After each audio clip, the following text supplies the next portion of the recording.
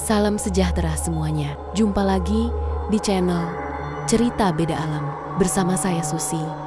Dan saat ini kita akan memasuki dunia dengan kisah mencekam yang mungkin membuatmu memeriksa jendela atau sudut gelap di kamarmu. Sebelum kita mulai, pastikan lampu sudah redup, suasana tenang, dan jangan lupa perhatikan sekelilingmu karena cerita ini bukan sekedar dongeng. Terkadang ia terasa terlalu nyata. Tarik selimutmu erat-erat. Jangan lupa tekan dulu tombol like video ini.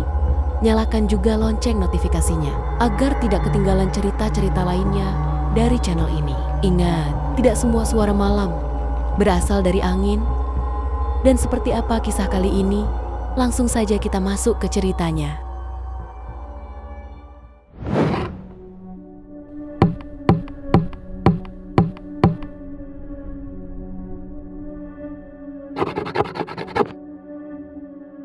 Di sudut terpencil di sebuah desa kecil, berdiri villa tua yang telah lama ditinggalkan. Rumput liar tumbuh tinggi di halamannya, menutupi jalur setapak yang dulunya sering dilalui oleh para tamu kakek Lia. Dindingnya yang mulai retak dan pintu kayunya yang melengkung memberikan kesan angker bagi siapapun yang melewati tempat itu. Namun, bagi Lia, villa ini adalah warisan keluarga yang tak bisa begitu saja dibiarkan hancur dimakan waktu.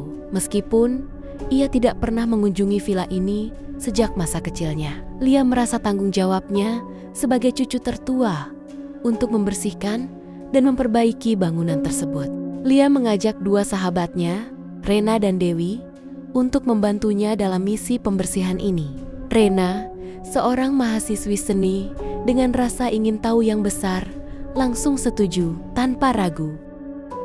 Ia bahkan membawa kamera profesionalnya, berharap dapat menangkap keindahan arsitektur villa yang masih tersisa di balik debu-debu tebal. Sementara itu, Dewi yang lebih pendiam dan cenderung skeptis terhadap hal-hal gaib, akhirnya bersedia ikut setelah Lia meyakinkannya bahwa pekerjaan ini hanya akan memakan waktu 1 atau 2 hari. Namun, apa yang awalnya tampak seperti proyek sederhana berubah menjadi petualangan misterius yang menyentuh batas antara dunia nyata dan dunia lain. Ketika mereka memasuki villa pada pagi hari, udara dingin langsung menyambut mereka. Tidak ada listrik di dalam villa, sehingga mereka harus menggunakan senter untuk menerangi ruangan-ruangan gelap. Di salah satu ruangan besar di lantai dasar, mereka menemukan sebuah cermin besar yang menggantung di dinding. Cermin itu memiliki bingkai kayu ukiran kuno dengan detail yang sangat rumit. Meskipun debu tebal menutupi permukaannya, cermin itu masih memantulkan bayangan samar orang-orang di depannya. "Kenapa ada cermin di sini?" tanya Rena, heran. "Bukankah biasanya cermin seperti ini diletakkan di kamar tidur?" Lia menggeleng. "Aku juga tidak tahu. Aku belum pernah melihat ini sebelumnya." Dewi yang berdiri agak jauh dari cermin berkomentar pelan, "Aku merasa ada sesuatu yang aneh dengan cermin ini." Namun, Rena dan Lia hanya tertawa mendengarnya. Mereka menganggap komentar Dewi hanya gurauan belaka. Setelah beberapa saat mengamati cermin itu, mereka memutuskan untuk melanjutkan pembersihan. Tetapi, semakin lama mereka berada di villa, semakin banyak kejadian aneh yang mulai terjadi. Di tengah aktivitas mereka membersihkan ruangan, suara-suara aneh mulai terdengar. Pada satu titik, Rena mendengar derap langkah kaki di lantai atas. Meskipun mereka bertiga yakin bahwa tidak ada orang lain di dalam villa. Dewi yang sedang menyapu di ruang tamu tiba-tiba merasa ada napas hangat di lehernya. Padahal semua jendela tertutup rapat. Bahkan Lia yang biasanya tenang merasa ada tatapan menusuk dari sudut-sudut ruangan. Kejadian paling mencolok terjadi ketika Rena melihat sosok penari jaipong di ujung koridor. Penari itu mengenakan kebaya merah menyala dengan rok panjang yang bergerak, seirama dengan musik yang hanya bisa didengar oleh Rena sendiri. Ketika Rena berteriak memanggil Lia dan Dewi, penari itu menghilang begitu saja. "Aku tidak melihat apapun," kata Lia, tampak bingung. "Kamu pasti terlalu lelah tambah Dewi. Meskipun nada suaranya terdengar kurang yakin, tetapi kejadian itu meninggalkan pertanyaan besar di benak mereka. Apakah villa ini benar-benar kosong, atau ada sesuatu, atau seseorang yang menghuni tempat ini? Malam pertama di villa terasa lebih mencekam daripada siang harinya. Mereka memutuskan untuk tidur di ruang tamu, karena tidak ada kamar yang cukup bersih untuk digunakan. Api unggun kecil yang mereka nyalakan di perapian memberikan sedikit kehangatan, tetapi tidak cukup untuk mengusir rasa was-was yang menyelimuti mereka. Lia yang sedang berbaring di sofa tiba-tiba terbangun karena merasa ada sesuatu yang menarik kakinya.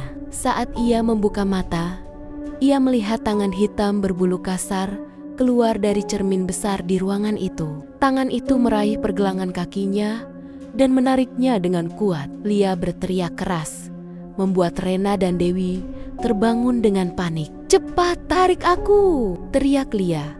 Sementara tubuhnya perlahan-lahan masuk ke dalam cermin. Rena dan Dewi segera berusaha menarik Lia, tetapi kekuatan dari dalam cermin terlalu kuat. Akhirnya, Lia lenyap sepenuhnya ke dalam cermin, meninggalkan kedua temannya dalam keadaan syok. Beberapa menit kemudian, Lia tiba-tiba muncul kembali di dekat sumur tua di halaman belakang villa. Ia terbangun dengan rasa bingung dan pusing.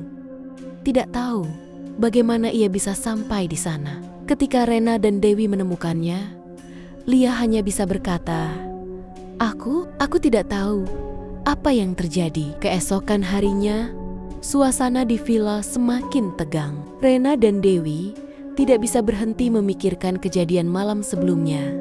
Sementara Lia tampak cemas dan murung. Ketika mereka sedang membersihkan dapur, suara musik tradisional tiba-tiba terdengar dari lantai atas. Musik itu mirip dengan lagu Jaipong yang pernah didengar Rena sebelumnya. "Apa kita harus naik?" tanya Dewi.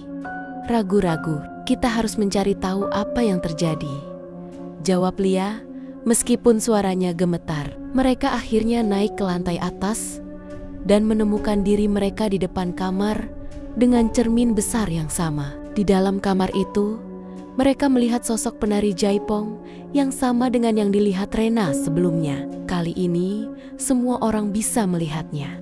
Penari itu menari dengan gerakan yang anggun, namun penuh kemarahan. Seolah-olah ia ingin menyampaikan pesan kepada mereka. Lia tiba-tiba ingat sesuatu. "Ada alasan kenapa nenek melarangku datang ke sini," katanya pelan. "Dia pernah bilang kalau villa ini menyimpan rahasia kelam keluarga kita." Rena dan Dewi saling pandang, tidak tahu harus berkata apa. Mereka memutuskan untuk menghubungi Adit, mantan kekasih Dewi, yang dikenal sebagai seorang paranormal. Mungkin dia bisa membantu mereka mengungkap kebenaran tentang villa ini.